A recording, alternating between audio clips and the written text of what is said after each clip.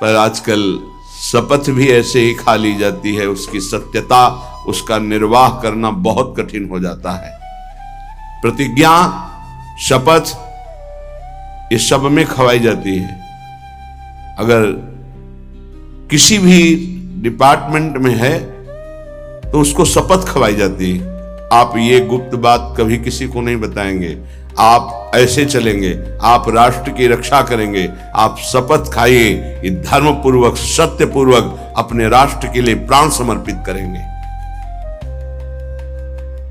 आप तो परमार्थ के प्रतीक हैं, अनंत ब्रह्मांडों के स्वामी के चरणारविंद के समीप परम पद प्राप्त करना है, तो आपको तो शपथ खानी ही होगी।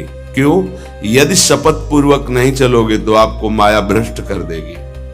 शपथ पूर्वक चलने पर है कि गिरूंगा, लड़खड़ा जाऊंगा, लेकिन पैर से नहीं चल पाऊंगा, तो घसील के चलूंगा, लेकिन चलूंगा प्रभु की तरफ ही। अर्थात बिल्कुल योग्यता न रह जाने पर भी हम प्रभु के ही मार्ग में रहेंगे, हमको प्रभु से अब कोई अलग नहीं कर सकता। ये निश्चय करो, इसमें बहुत बड़ी सामर्थ्य है। यदि हम परमार्थ को स्वीकार किया है, चाहे गृहस्थ में हो चाहे विरक्त में हो, अब चाहे हमारे शरीर को काट दिया जाए तो भी अंतिम समय हम राधा ही बोलेंगे। हमारे जीवन का उद्देश्य प्रभु ही है। श्रीधाम वृंदावन के वास की निष्ठा का परिचय दे रहे ध्रुवदास। खंड खंड होए जाए तन, अंग अंग सत टूक, वृंदावन नहीं छाड़ियो, छाड़ी वो है बड़ी चूक। बड़ी चूक, ये जो बाहर से भक्तजन आते हैं, इनके ऊपर श्री जी की कृपा है, पर आपका दुर्भाग्य हो जाएगा यदि इनसे आप घनिष्ठ अपनापन कर लिए। घनिष्ठ संबंध श्री जी से और श्री जी के संबंध से इनसे संबंध। डायरेक्ट हमारा कोई संबंध नहीं होना चाहिए, श्री जी के नाते से है, श्री जी के संबंध से है। एक बहुत अच्छे ब्रजरज सेवी महात्मा इसी संबंध में चूक हो गई। कुछ लोग बाहर से आए, ऐसा कभी किसी को नहीं करना चाहिए। बाहर से आने वालों को,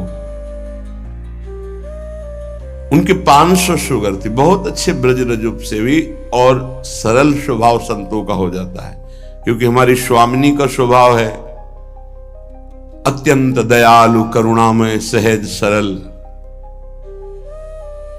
किन्हीं किन्हीं संतों का बाहरी स्वभाव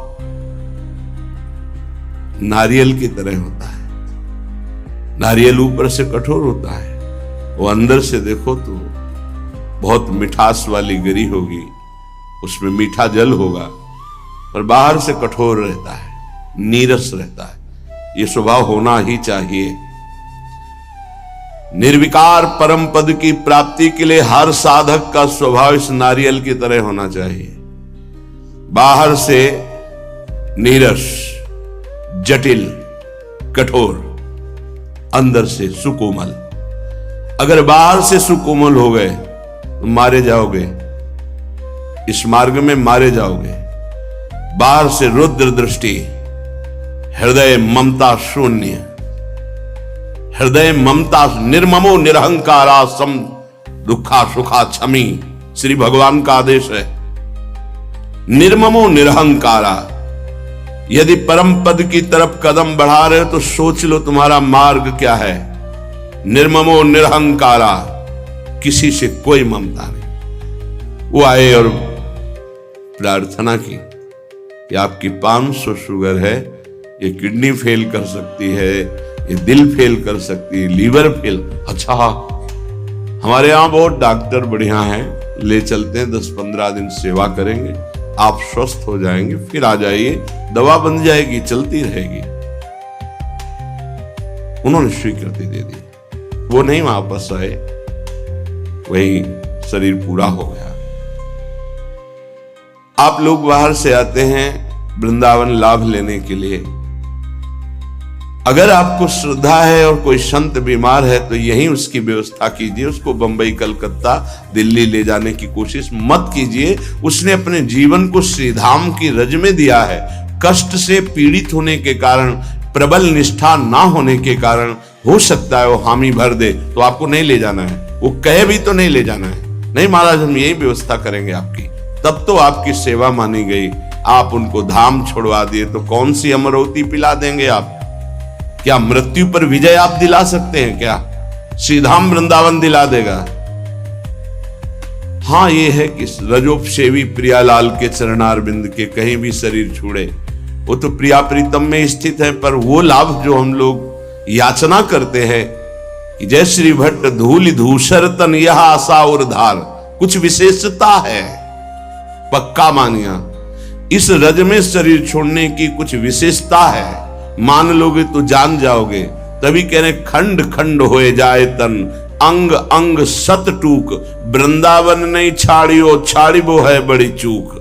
यहां कह रहे हैं छिद्देत खडसा इदम यदि में शरीरम, घोरा विपद विततयो यदि वा पतंती। यदि धार वाले अस्त्र से भी मेरा शरीर काटा जाए तो मैं वृंदावन का कभी त्याग नहीं कर सकता कि भाई वृंदावन में तो बहुत दुख मिल रहा है, अब तो चलते हैं यहां से। शपथ पूर्वक इसीलिए कहा है कि अगर शपथ पूर्वक नहीं रहोगे तो बड़ी विचित्र दशा है। हमारा धाम और धामी श्यामा श्याम बड़े कृपालु हैं। यदि आप जाना चाहते हो रोकेंगे नहीं, और नहीं जाना चाहते हो तो कभी जाना नहीं पड़ेगा, किसी भी कार्य के लिए नहीं जाना पड़ेगा। ये अपने अनुभव की बात कह रहा हूं, किसी भी कार्य के लिए नहीं जाना। और आपने निश्चय किया है कि बाहर जाकर ही हमारा काम चलेगा, तो पक्का बिना बाहर जाए आपका काम ही नहीं चल सकता। और आपने निश्चय किया है कि श्रीधाम वृंदावन नहीं छोड़ूंगा चाहे मर जाऊं, तो हर व्यवस्था जो तुम बाहर से नहीं कर सकते घर बैठे हो जाएगी, क्योंकि स्वामी जी के चरणों में स्वयं अनंत लोगों की सिद्धियां लुटती रहती हैं। विश्वास, धैर्य, सहनशीलता, ये चाहिए इस मार्ग में। अगर सहनशील नहीं हो, विश्वास नहीं है, तो फिर आप टूट जाओगे। कितना कष्ट सहूं।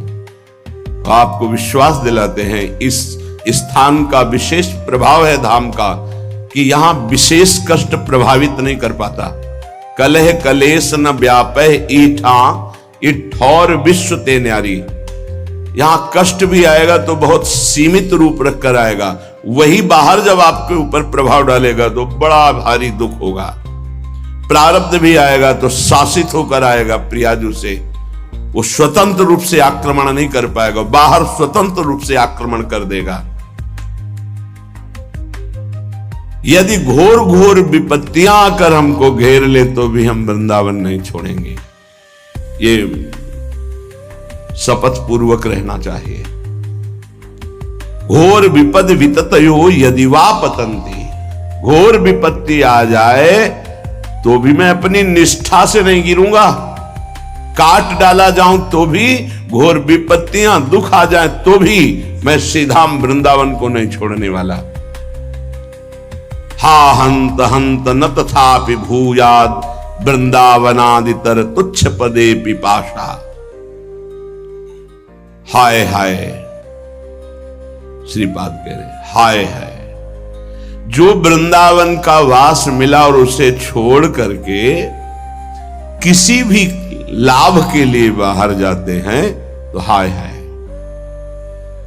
हरिराम व्यास जी ने एक पद में लिखा है, इतनी बड़ी कृपा हो गई और इसके बाद भी तुम वृंदावन का आश्रय वास का प्रभाव ना जानने के कारण अन्य आश्रय लेते हो, अन्य सहारा लेते हो और यहां छोड़कर जाते हो, तो मानो अपने सर पर पादुका चला रहे हो। अच्छा, स्वयं पतित पत्रकाण्यमृतवत् सुधा भक्षयन् दृशाह मिहिर्नंदिनी शुचिपयोंजलि भी पिबन कदा मधुर राधिका रमण रास केली स्थली विलोक्य रसमग्न धीर दिवसामि वृंदावनम। ये